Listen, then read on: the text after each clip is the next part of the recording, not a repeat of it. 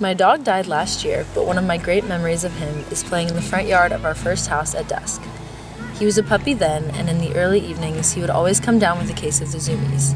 He'd run in delighted circles around us, yipping and jumping at nothing in particular, and then after a while, he'd get tired, and he'd run over to me and he'd lie down.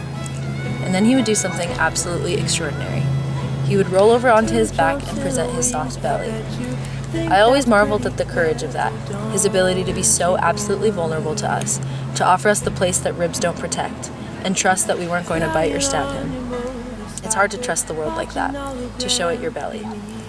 I don't know exactly how to describe this, but there's something deep within me, something intensely fragile, that is terrified of turning itself to the world. Maybe it feels like loving the beauty that surrounds us somehow disrespects the many horrors that also surround us. Or maybe I'm just scared that if I show the world my belly, it will devour me.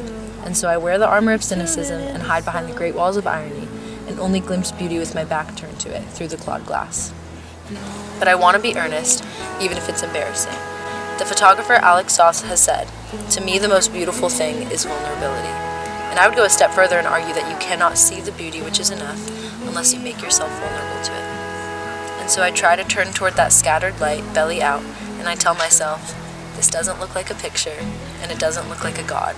It is a sunset, and it is wildly beautiful, and this whole thing you've been doing where almost nothing gets 5 stars because almost nothing is perfect, that's BS. So much is perfect, starting with this. I give sunsets 5 stars.